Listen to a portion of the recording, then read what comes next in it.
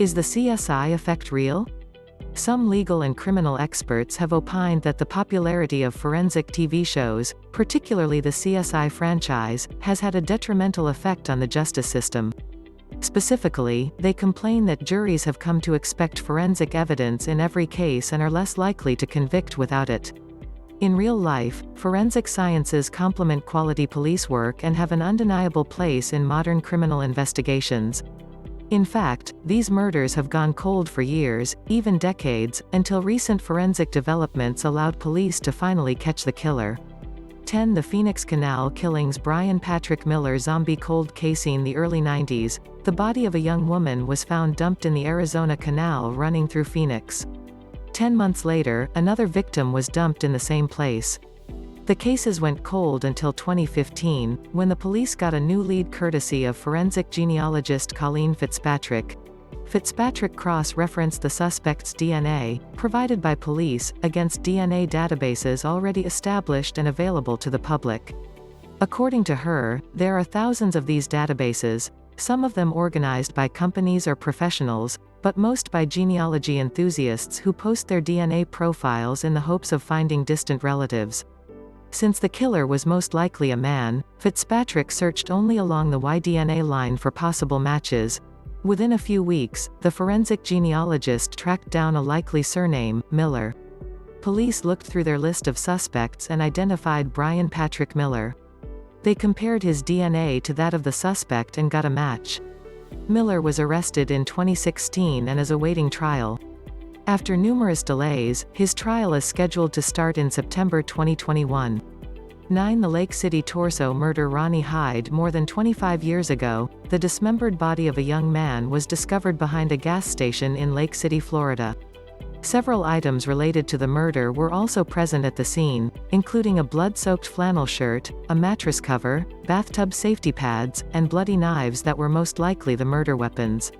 Despite having DNA from the killer and the victim, both remained unidentified for decades.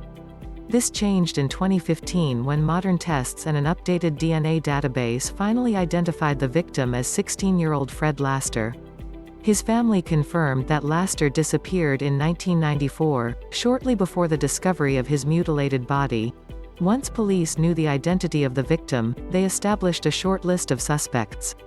On that list was Ronnie Leon Hyde, a former youth pastor who was a friend of the family. According to Laster's sister, Hyde was the last person to see Fred alive, and he changed his story several times during the initial investigation into Fred's disappearance in 1994. With this information, police obtained a DNA sample from Hyde and matched it to DNA from the flannel shirt left at the crime scene. Also, considering that a car similar to Hyde's Chevy Camaro was seen leaving the gas station, the 60-year-old former pastor was arrested and is now awaiting trial. Since his arrest, Hyde has also been charged with child pornography charges and another cold case murder from Jacksonville, Florida. Like Miller from the Arizona case above, Hyde is still awaiting trial, with no expected trial date set as of February 2021. 8. The Crystal Beslanowicz murder. 1,422,634,811,969. One of the most modern, most sensitive forensic tools helped solve the cold case of a teenager found bludgeoned to death by the side of the Provo River in Utah in 1995. The victim was 17-year-old Crystal Beslanowicz. Next to her, police found the murder weapon, a blood-stained rock. They tried to recover DNA from it, but 90s technology yielded no usable results. In 2013, investigators analyzed the same rock again, using a modern tool called the MVAC. It is a wet vacuum collection system used to collect the smallest traces of DNA. It was used on the side of the stone opposite the bloodstain, most likely the part gripped by the killer. Even after 18 years, the MVAC collected 21 nanograms of genetic material, which was more than enough for a DNA profile. The new evidence quickly pointed to a former airport shuttle driver named Joseph Michael Simpson. His DNA was already in the system as he had previously served jail time for another murder. In 2016, Simpson was convicted of Beslanowicz's murder and sentenced to life without parole. 7. The suspected Brooklyn serial killer Coaven. In 2004, the Bushwick neighborhood of Brooklyn was shocked when dismembered body parts were found throughout multiple areas, such as a subway tunnel and a recycling plant. They belonged to 19-year-old Rashawn Brazel, but the police never recovered his head. In 2016, a 38-year-old named Kwauhuru Govan was charged with the murder based on DNA evidence. The charge came following an interview where Govan's contradictory, evasive answers placed him at the top of the suspect list. At the time, Govan was already in custody on a similar murder charge in Bushwick in 2004. 17-year-old Sharabia Thomas was killed by a blow to the head. Like Brazel, her body was dismembered, stuffed into laundry bags, and discarded in an alley. Police preserved Thomas's fingernails as they believed they contained DNA from her killer. 12 years later, technology advanced to the point where forensic scientists could recover a DNA sample and match it to that of Govan, who was in the system following a robbery in Florida. Govan protested his innocence with several violent outbursts during court proceedings, but police and prosecutors strongly believe the same person is responsible for both murders. Not only that, but Chief of Detectives, Robert Boyce, stated Govan as being investigated in connection with other crimes, believing there is a great possibility that he might be a serial killer. 6. The Sierra Bouzigard murder. Sierra Bouzigard, a 19-year-old Moss Bluff woman, was found around 7:30 a.m. on November 23, 2009, by a bicyclist on an early morning ride. The cause of death was ruled blunt force trauma to the head. The case went cold after investigators exhausted all leads and failed to find a DNA match. But it picked up again in 2015 when they employed the aid of new technology.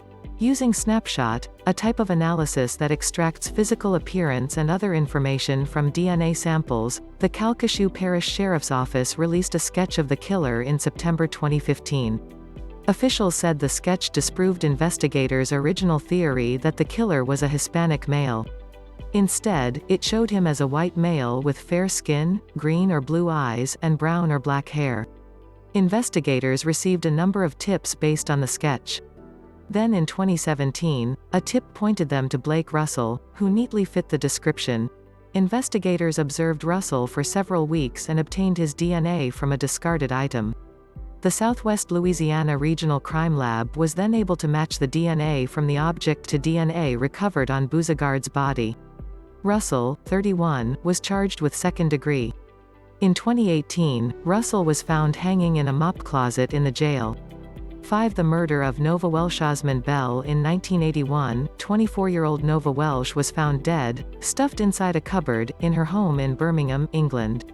She had been strangled and went undiscovered for 3 weeks. Almost 36 years later, her former partner Osmond Bell was finally charged with her murder thanks to an old piece of gum that yielded a DNA sample that placed him at the scene of the crime. The gum was initially used to secure the lock on the cupboard where Welsh's body was found.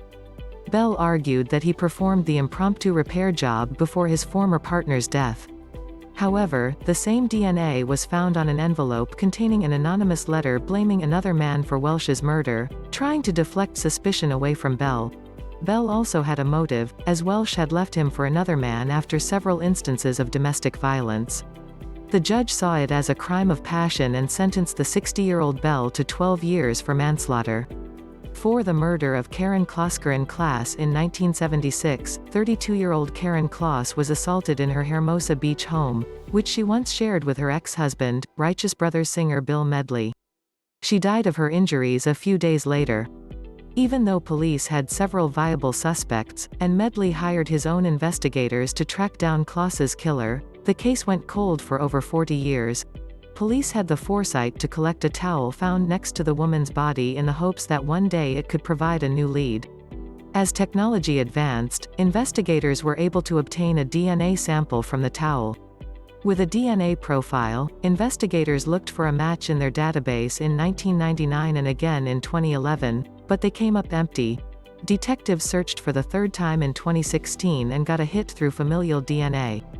A relative of the killer was in the system for a crime committed in late 2011. This new lead helped police identify Karen Kloss's killer as Kenneth Eugene Troyer. He was gunned down by cops during a prison break in 1982. This was before police began regularly collecting DNA samples from convicted felons, which is why Troyer was not in the system. This marked the second time familial DNA evidence helped close a case in Los Angeles County. The first was the identification of the notorious grim sleeper, Lonnie Franklin. 3. The Saturday Night Fever killer James Warnock. In 1982, 17-year-old Yianula Yiani was raped and murdered in her North London home, shortly after seen talking to a young man in his 20s on her doorstep. Police found physical evidence at the scene, including semen on the bedspread, but lacked the technology to test it. It was not until 1999 that they were finally able to extract a usable sample, but, even then, they turned up no matches. Finally, in 2016, police caught a break when a new search found a match: 56-year-old James Warnock. He had been entered into the system after being forced to give a DNA sample following a charge of possessing indecent images of children. At the time of the murder, Warnock lived about half a mile, 800 meters, from the victim. He described himself as tall, thin, with dark hair styled to look like Saturday Night Fever-era John Travolta. This matched descriptions that were given by neighbors of the man seen talking to Yiani. When presented with the DNA evidence, Warnock claimed he was in a sexual relationship with the victim. The jury did not buy it and found him guilty of rape and murder.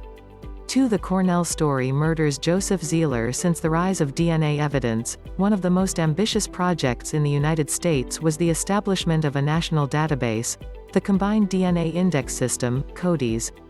It ensures that DNA samples of new criminals are checked against past DNA profiles of unidentified criminals collected at crime scenes and logged into the database. On several occasions, this has helped investigators find new leads in decades-old murders that would have, otherwise, likely gone unsolved forever. That was the case in 2016 when Joseph Zieler of North Fort Myers, Florida, was arrested for shooting his son with a pellet gun and charged with aggravated assault. When his DNA profile was uploaded to CODIS, it matched a sample taken from an unsolved double murder from 27 years ago. In 1990, the city of Cape Coral, Florida, was rocked when 32-year-old Lisa Story was killed inside her home alongside her roommate's 11-year-old daughter Robin Cornell. This was not the first time detectives tried to close the case using modern forensics. In 2015, they tried another technique called DNA phenotyping, which tries to determine what a person looks like based on their DNA profile. The case also garnered plenty of media attention, being featured on America's Most Wanted 3 times. Neither technique yielded any solid leads. 1. The 50-year-old cold case Robert Zirinsky. Since 2007, New Jersey State Police have been using the Applied Biosystems AMP-Pfister Identifier Amplification Kit. Basically, the kit uses a process called polymerase chain reaction, PCR, to amplify a DNA selection many times over so that a usable sample can be retrieved, even from the smallest sources. In early 2016, this technique was used to put to rest one of the Garden State's oldest unsolved cases, the 50-year-old murder of Mary Agnes Klinsky. Klinsky was just a teenager in 1965 when her body was found after she was raped and beaten to death. There were no solid leads at the time, but police kept the biological evidence in proper storage, waiting for the right tool that could put it to good use. Eventually, investigators were able to show that Mary Klinsky had been a victim of infamous New Jersey serial killer Robert Zirinsky. Zirinsky died in 2008 while serving jail time on 2 other murder charges. According to the established timeline, Klinsky might have been his first victim, but Zirinsky has long been suspected of up to 10 homicides. Police are hopeful the new forensic tool will help to solve other long-standing cold cases.